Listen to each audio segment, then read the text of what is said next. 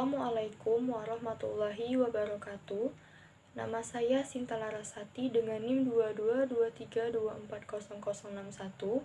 Di sini saya akan membuat video resume untuk memenuhi UAS dari Ibu Wiwinda MAG dengan mata kuliah materi SKIMI.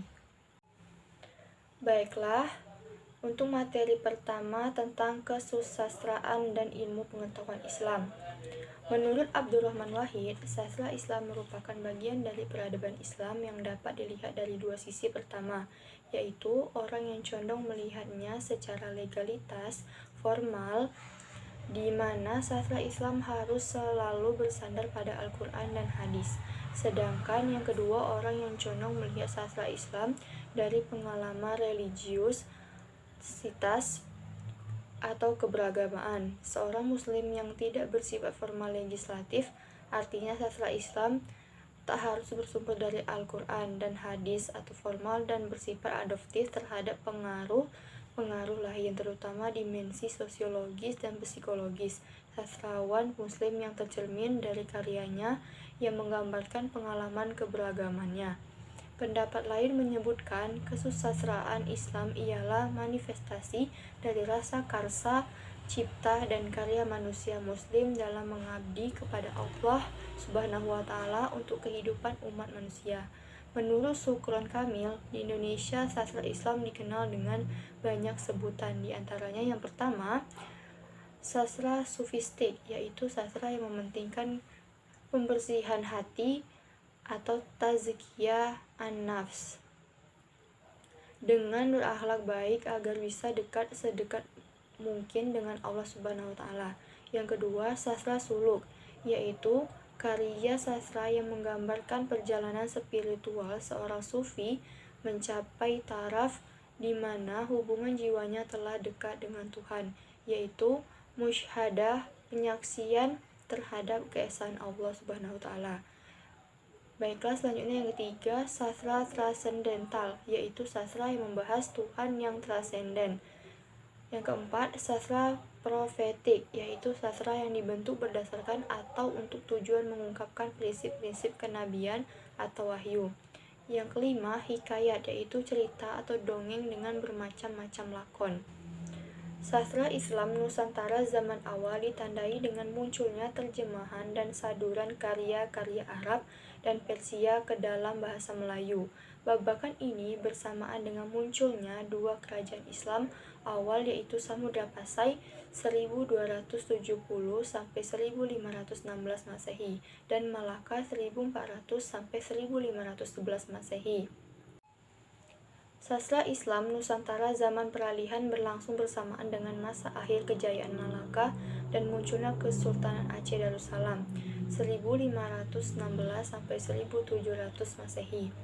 Zaman ini ditandai dengan usaha melayunisasi hikayat-hikayat Arab dan Persia, pengislaman kisah-kisah warisan zaman Hindu dan penulisan epos lokal serta historiografi, syair-syair tasawuf, agiografi sufi, dan alegori mistik mulai ditulis pada zaman ini.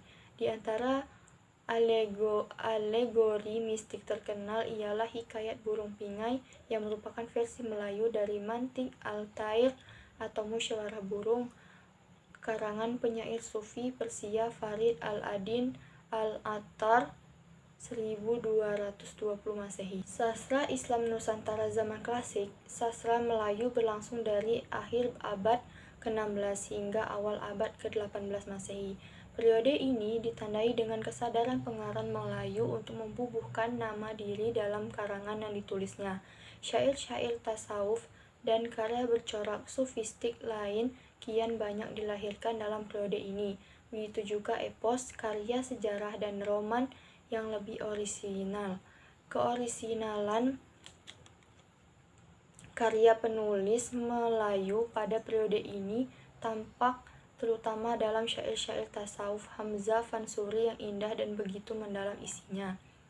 Sastra Islam Nusantara zaman akhir membentang dari awal abad ke-18 hingga akhir abad ke-19 Masehi. Pada periode ini, karya-karya keislaman ditulis di berbagai pusat. kebudayaan Islam baru seperti Palembang, Banjarmasin, Patani, Johor, Riau, Kelantan, dan tempat-tempat lain di Kepulauan Melayu.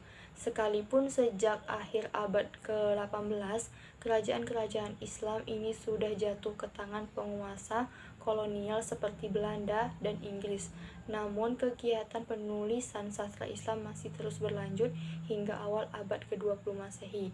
Tidak banyak pembaruan dilakukan pada zaman ini, namun zaman ini melahirkan penulis-penulis kitab keagamaan dan historiografi terkemuka seperti Abdul Samad Al-Falimbangi, Arsyad Al-Banjari, Kimas Fakhruddin, Sultan Badruddin, Nawawi, Al-Bantani, Raja Ali Haji, dan lain-lain. Sastra Melayu dan hikayat. Menurut Abdul Hadi, dalam sastra Melayu semua karya berbentuk prosa pada umumnya disebut hikayat. Dari kata-kata Arab yang arti literalnya ialah kisah atau cerita. Berdasarkan pokok pembahasan dan corak penyajiannya, keseluruhan hikayat Melayu lazim dibagi ke dalam 10 jenis. Yang pertama, hikayat para nabi, biasanya disebut surah Anbiya. Yang kedua, kisah-kisah yang berhubungan dengan kehidupan Nabi Muhammad. Yang ketiga, kisah sahabat dan kerabat Nabi.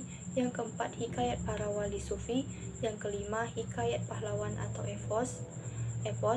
Yang keenam, hikayat para bangsawan. Yang ketujuh, perumpamaan atau alegori sufi. Yang kedelapan, cerita berbingkai. Yang kesembilan, kisah jenaka. Yang kesepuluh, karya bercorak sejarah atau historiografi. Kata ilmu berasal dari bahasa Arab ilmu atau alimaya'lamu ilm, yang berarti pengetahuan, al-ma'rifah. Kemudian berkembang menjadi pengetahuan tentang hakikat sesuatu yang dipahami secara mendalam. Dari asal kata ilmu ini selanjutnya di Indonesia kan menjadi ilmu atau ilmu pengetahuan. Dalam perspektif Islam, ilmu merupakan pengetahuan mendalam hasil usaha yang sungguh-sungguh atau ijtihad dari para ilmuwan muslim atau ulama mujtahid atas persoalan-persoalan duniawi dan ukhrawi dengan bersumber kepada wahyu Allah Subhanahu wa taala. Baiklah, materi yang kedua yaitu tentang substansi nilai-nilai pendidikan dalam tradisi Islam halal bihalal.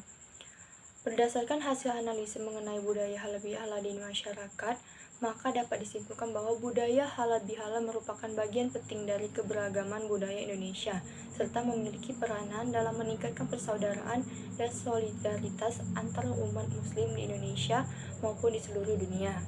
Nilai-nilai pendidikan yang terdapat dalam budaya halal bihalal adalah nilai-nilai yang selaras dengan esensi pendidikan.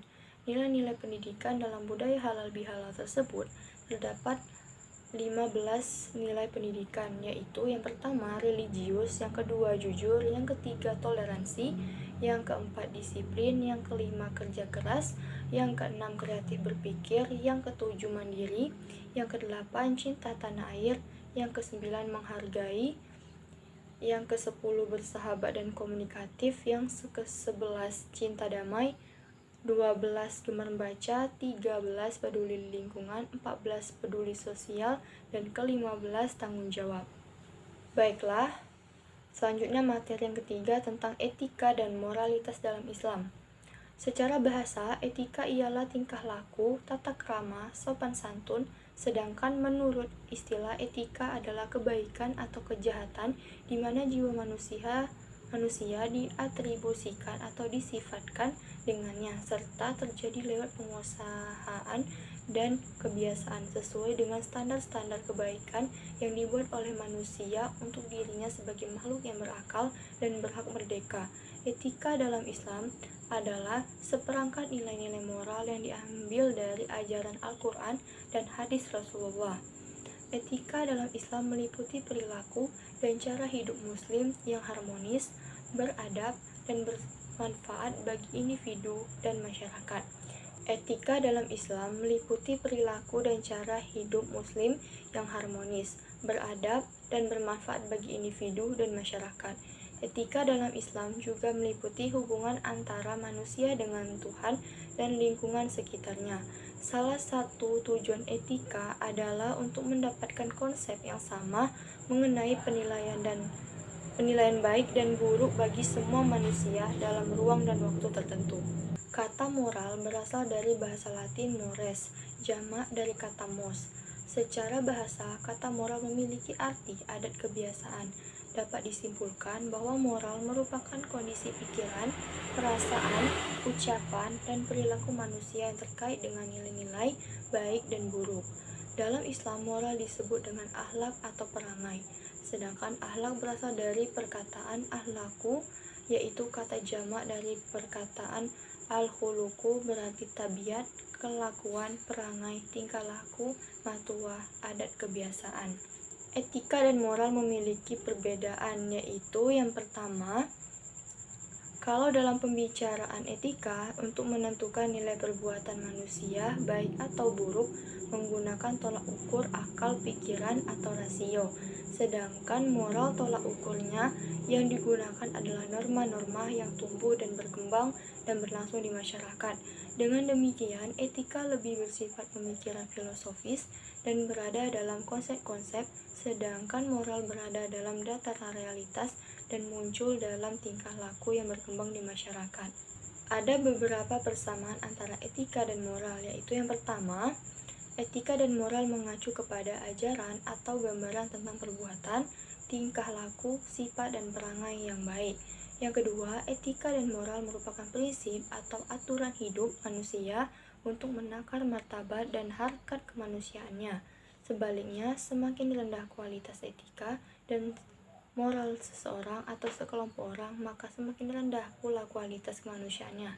Yang ketiga, etika dan moral seseorang atau sekelompok orang bukan merupakan faktor keturunan yang bersifat tetap, statis, dan konstan, tetapi merupakan potensi positif yang dimiliki setiap orang.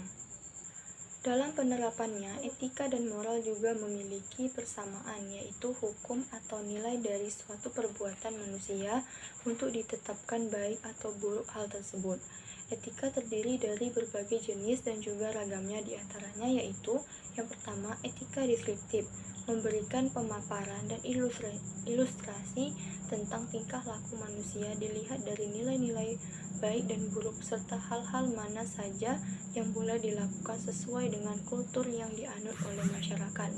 Yang kedua, etika normatif, mempelajari dan mengkaji tolak ukur baik buruknya tindakan manusia yang biasanya dikelompokkan sebagai berikut. Yang pertama, etika umum, mempelajari berbagai macam berhubungan dengan kondisi manusia untuk bertindak sopan dalam mengambil berbagai macam kebijakan berdasarkan aturan-aturan dan juga prinsip-prinsip moral. Selanjutnya, etika khusus. Etika khusus dapat dibagi menjadi 3, yaitu yang pertama, etika sosial ialah yang mementingkan tanggung jawab sosial dan hubungan antar sesama manusia dalam kegiatan yang dilakukannya. Yang kedua, etika individu ialah lebih menekankan kepada kewajiban manusia sebagai pribadi. Yang ketiga, etika terapan ialah etika-etika yang diimplementasikan pada seluruh profesi. Moralitas dalam perspektif Islam terdiri atas 5 jenis, yakni yang pertama, moral rabani adalah ajaran moral dalam Islam yang bersumber dari wahyu ilahi yang termaktub di dalam Al-Quran dan surah Sunnah Rasul.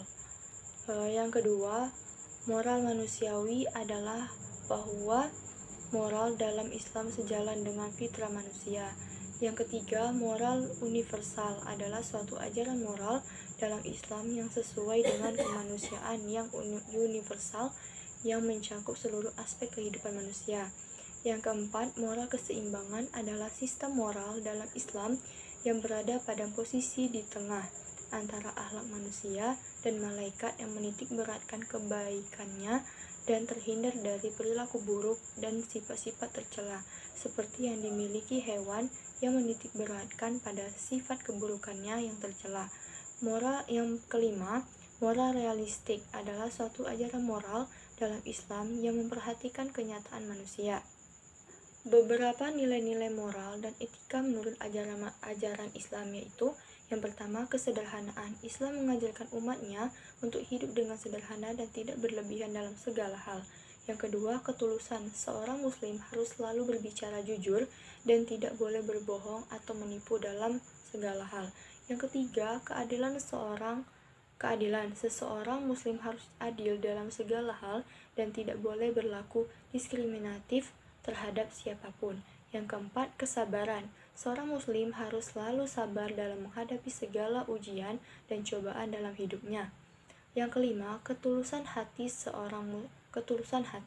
Seorang muslim harus memiliki niat yang tulus dalam segala hal yang dilakukannya tanpa mengharapkan balasan apapun. Peran etika dalam kehidupan sehari-hari. Yang pertama, etika bergaul dengan orang lain. Yaitu yang pertama, hormati perasaan orang lain, tidak mencoba menghina atau menilai mereka cacat. Yang kedua, jaga dan perhatikanlah kondisi orang.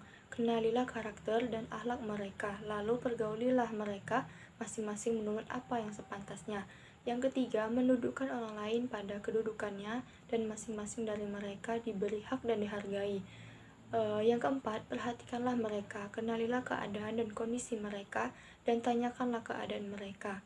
Yang kelima, bermuka manis dan senyumlah bila bertemu orang lain. Berbicaralah kepada mereka sesuai dengan kemampuan akal mereka. Yang keenam, berbaik sangkalah kepada orang lain dan jangan memata-matai mereka. Yang ketujuh, memaafkan kekeliruan mereka dan jangan mencari-cari kesalahannya dan tahanlah rasa benci terhadap mereka. Yang kedelapan, dengarkanlah pembicaraan mereka dan hindarilah perdebatan dan bantah-membantah dengan mereka. Selanjutnya, etika di jalan. Yang pertama, berjalan dengan sikap wajar dan tawadu, tidak berlagak sombong di saat berjalan atau mengangkat kepala karena sombong atau mengalihkan wajah dari orang lain karena takabur. Yang kedua, memelihara pandangan mata baik laki-laki maupun perempuan. Yang ketiga, tidak mengganggu, yaitu tidak membuang kotoran, sisa makanan di jalan-jalan manusia, dan tidak buang air besar atau kecil di situ atau di tempat yang dijadikan tempat mereka bernaung. Selanjutnya, etika makan dan minum. Yang pertama, berupaya untuk mencari makanan yang halal. Yang kedua, hendaklah makan dan minum yang kamu lakukan diniatkan agar bisa dapat beribadah kepada Allah Subhanahu wa Ta'ala, agar kamu mendapat pahala dari makan dan minummu itu. Yang ketiga, hendaknya mencuci tangan sebelum makan jika tangan kamu kotor, dan begitu juga setelah makan untuk menghilangkan bekas makanan yang ada di tanganmu. Yang keempat, hendaklah kamu puas dan rela dengan makanan dan minuman yang ada dan jangan sekali-sekali mencelanya.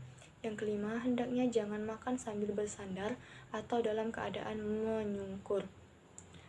Yang keenam, tidak makan dan minum dengan menggunakan bejana terbuat dari emas dan perak.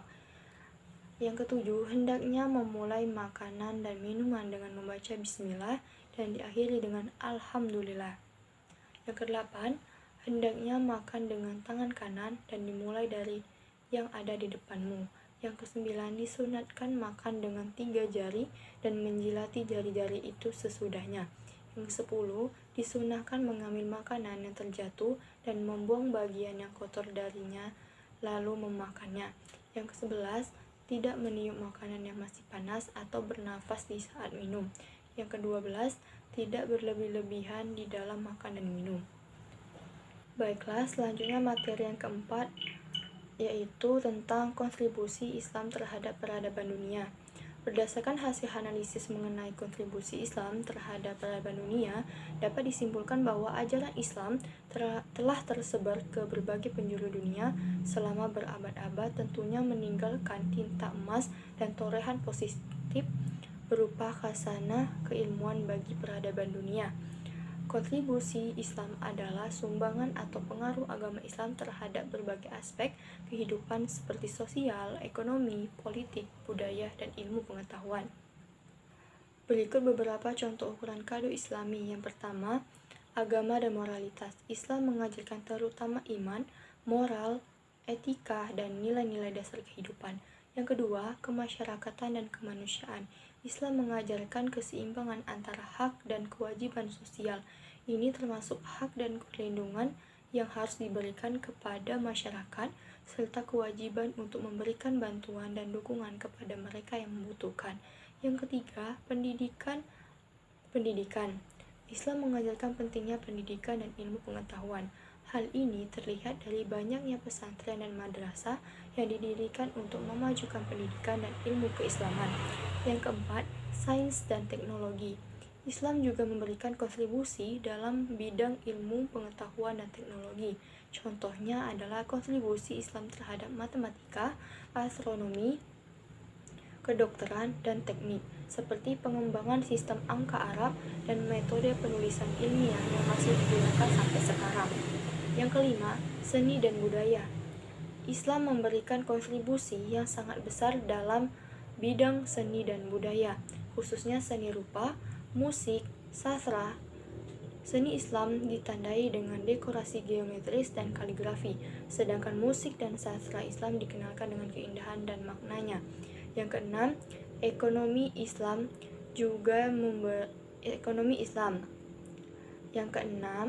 Ekonomi Islam juga memberikan kontribusi dalam bidang ekonomi, seperti sistem zakat, perdagangan yang adil, dan konsep bisnis yang bertanggung jawab. Perkembangan peradaban dunia dapat diartikan sebagai suatu proses yang menyangkut kemajuan dan perkembangan di berbagai bidang kehidupan manusia, antara lain kebudayaan, ilmu pengetahuan, teknologi, politik, ekonomi, sosial, dan lain-lain. Secara umum, perkembangan peradaban dunia dapat dilihat sebagai interaksi berbagai faktor seperti gagasan, nilai, dan tradisi budaya, serta kondisi sosial, ekonomi, dan politik di suatu tempat dan waktu tertentu. Islam memiliki pengaruh yang signifikan terhadap peradaban Barat selama berabad-abad. Berikut adalah beberapa contoh hal tersebut. Yang pertama, penyebaran pengetahuan dan tulisan klasik Yunani dan Romawi. Pada abad pertengahan, ketika Eropa berada di abad ke-8, dunia Islam mengalami masa keemasan peradaban dan pengetahuan. Yang kedua, kemajuan dalam sains dan matematika. Sarjana Muslim membuat kontribusi besar di bidang sains dan matematika. Mereka memperkenalkan konsep dan sistem bilangan desimal yang kemudian menjadi dasar perkembangan matematika modern, pengembangan sistem pemeliharaan. Saat itu, para ahli medis Islam mengembangkan sistem medis yang canggih, termasuk vaksinasi dan pembedahan. Selanjutnya, seni dan arsitektur. Seni dan arsitektur Islam memiliki pengaruh yang signifikan terhadap perkembangan seni dan arsitektur Barat, terutama pada masa Renaissance. Yang kelima, filsafat dan teologi. Filsuf Islam yang mempengaruhi perkembangan filsafat Barat, terutama pada abad pertengahan. Berikut ini adalah beberapa kontribusi Islam terhadap sains dan teknologi. Yang pertama, matematika. Islam banyak mempengaruhi penemuan dan perkembangan di bidang matematika. Salah satunya karyanya yaitu terkenal adalah Al-Jabar oleh Khawarizmi, di mana ia memperkenalkan sistem notasi aljabar. Matematikawan Islam juga mengembangkan konsep matematika dasar seperti nol, sistem bilangan desimal, dan trigonometri. Yang kedua, astronomi. Cendekiawan Muslim mengembangkan pengetahuan astronomi dengan mengamati pergerakan bintang dan planet serta menyempurnakan kalender. Mereka juga membangun observatorium dan menyusun tabel pergerakan planet. Yang ketiga, kedokteran. Kedokteran Islam berkembang pada abad ke-8 sampai 14, abad cepat. Yang keempat, arsitektur. Arsitektur Islam menunjukkan kemegahan zaman keemasannya. Mahakarya arsitektur Islam seperti Taj Mahal, Alhambra, dan Masjid Agung menjadi saksi keindahan dan keterampilan teknis pada masa itu. Yang kelima, optik. Optik Islam berkembang pada abad 10 sampai 12 abad. Penemuan ini meliputi kaca pembesar, kacamata, dan alat penglihatan lainnya. Yang keenam, pengembangan mesin. Mekanik Muslim seperti Al-Jazari mengembangkan mesin dan peralatan mekanis seperti pompa air, mesin uap, dan mesin pemintal sutra. Demikian yang dapat saya sampaikan mengenai resume materi mata kuliah materi SKIMI. Mohon maaf jika ada kesalahan dari bahasa ataupun pengucapan. Saya akhiri. Wabillahi taufiq wal hidayah. Wassalamualaikum warahmatullahi wabarakatuh.